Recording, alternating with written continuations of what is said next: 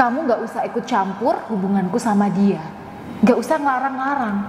Udahlah, nanti kan aku bakal berhenti sendiri. Kalau aku sadar, nanti bakal sadar sendiri. Assalamualaikum warahmatullahi wabarakatuh. Ya sahabat bunda yang dirahmati oleh Allah, pernyataan di awal tadi itu adalah kata-kata suami klien saya yang selingkuh dengan wanita lain, Bun. Nah, kira-kira nih, kalau bunda ada di posisi si istri, gimana perasaan bunda? Dan menurut bunda nih, apakah suami ini serius bakal taubat sendiri ya, sesuai dengan janjinya? Atau itu hanya sebuah dalih? Atau salah satu triknya supaya perselingkuhannya ini tidak diganggu sama bunda sehingga dia itu bisa terus-terusan selingkuh. Dan gimana sih cara menghadapi suami yang selingkuh dan berdalih semacam ini? Baik, untuk menjawabnya saya akan gambarkan kondisi laki-laki atau suami yang ada di posisi ini ya bun, baik secara psikologis maupun spiritualnya. Satu hal yang perlu kita pahami dulu bun, yaitu bahwa setiap laki-laki itu menginginkan kebebasan dan kepercayaan. Nah, ini naluri dari setiap laki-laki, Bun. Nah, hanya saja ada laki-laki yang tahu batas kebebasannya dan bagaimana menjaga kepercayaan istrinya.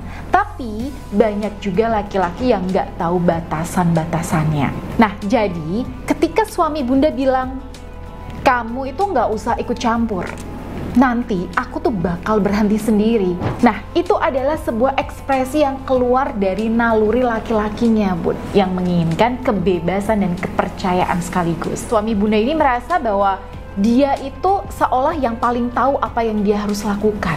Nah, di kasus yang seperti ini, suami klien saya ini dia sudah kebablasan dalam menuruti nalurinya. Nah, lalu apakah dalam kondisi seperti ini suami ini benar-benar serius bakal menepati janjinya untuk berhenti selingkuh?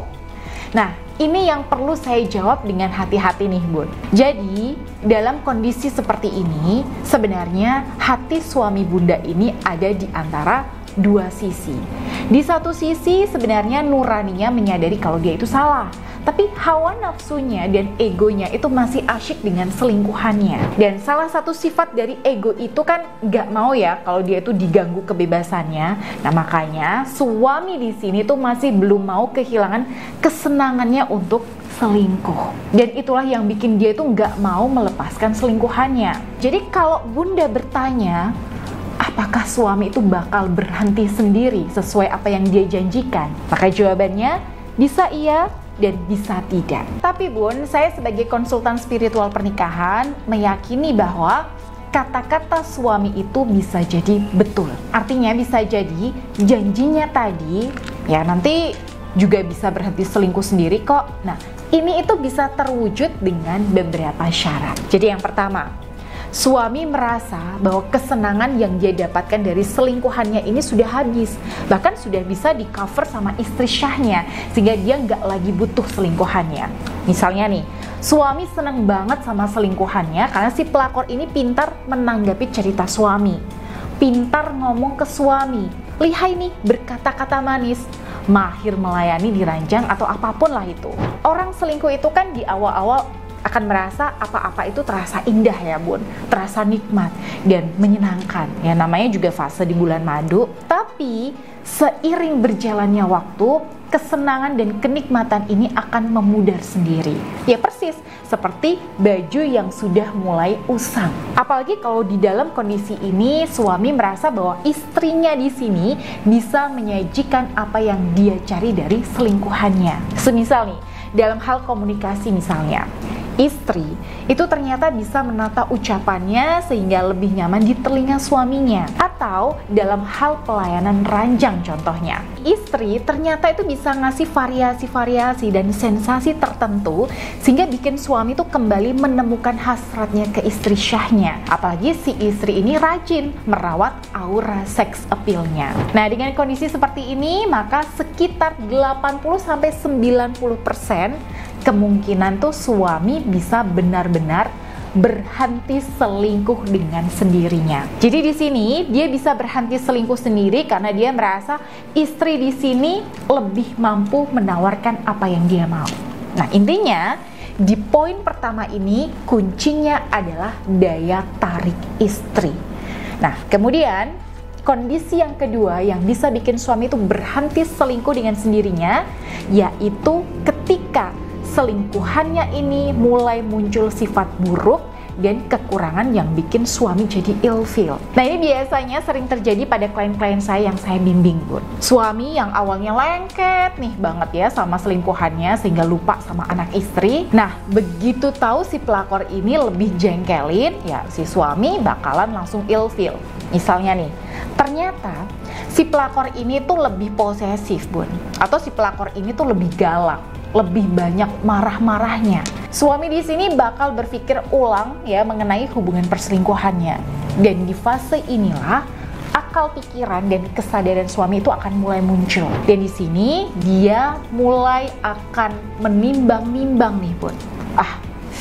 Ini kok kayaknya udah nggak layak ya untuk dilanjutin lagi.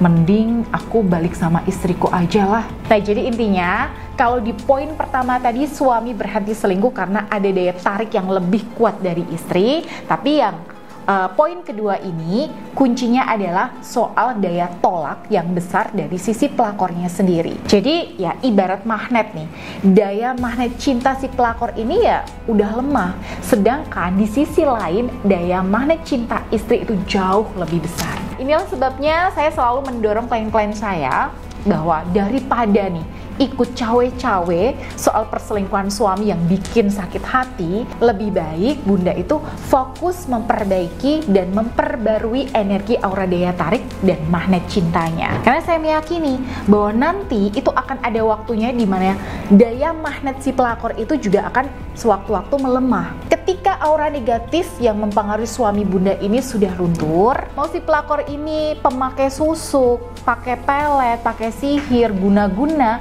ataupun nggak pakai bantuan gaib apapun, yang jelas perselingkuhan itu pasti menimbulkan energi negatif yang membuat suami jadi sulit lepas dari selingkuhannya. Ketika Bunda itu bisa terus istiqomah ya memperbarui energi aura rumah tangga Bunda agar tetap positif setiap hari ya, terutama aura Bunda secara pribadi, maka insya Allah saya yakin Bun, energi aura negatif ini itu akan lebih cepat luntur. Dan ketika aura negatif ini luntur, maka Bunda akan menemukan suami Bunda itu termenung sendirian ya, yang tadinya dia sering pegang HP nih untuk chatting atau teleponan sama pelakor. Nah, ini tiba-tiba si suami ini jadi menyendiri dan udah males pegang HP. Nah, ini adalah salah satu tanda bahwa aura negatif perselingkuhan itu sudah mulai luntur. Dan di momen inilah suami sebentar lagi akan kembali ke Bunda dengan kesadarannya sendiri. Nah, lalu apa yang perlu saya lakukan ya Bun di fase ini? Oke, ini tergantung Bunda ya. Apakah Bunda mau melanjutkan ikhtiar dengan cara bermain cantik atau enggak nih? Tapi ketika Bunda memutuskan ingin mempertahankan suami dan mau bermain cantik, maka insya Allah biasanya berdasarkan yang dialami oleh klien-klien saya, hasilnya akan lebih memuaskan, lebih maksimal, dan insya Allah lebih permanen. Tapi konsekuensinya Bunda itu butuh self love dulu. Dan harus sudah selesai dulu sama diri Bunda. Karena menghadapi suami peselingkuh yang egois seperti ini tuh butuh mental yang kuat. Nah, lalu yang kedua, tipsnya berhenti membicarakan perselingkuhan suami atau topik-topik yang bikin hubungan itu jadi nggak nyaman. Nah, yang ketiga, fokuslah untuk membuat hubungan itu lebih nyaman, Bun. Sering-sering mencairkan suasana di rumah. Ya, membuat suasana rumah itu lebih bersahabat dan nyaman buat suami Bunda. Nah, kenapa saya berikan 3 tips ini? Bukannya ini susah. Oke, karena 3 tips inilah yang bisa kita pakai sebagai pintu masuk untuk bisa mengambil hati suami lagi. 3 tips yang saya sampaikan ini hanya intisari ya Bun, dari langkah-langkah yang perlu Bunda lakukan untuk menghadapi suami yang selingkuh dan egois parah seperti kasus klien saya tadi. Jadi kalau Bunda butuh tips yang lebih lengkap lagi dan sesuai dengan kondisi rumah tangga Bunda, Bunda bisa ikuti program bimbingan saya supaya solusi dan tips yang saya berikan itu bisa lebih personal. Maka untuk itu Bunda bisa hubungi saya melalui Mbak Dinda di nomor yang tertera di sini. Baik, saya Bunda Ayu pamit. Wassalamualaikum warahmatullahi wabarakatuh.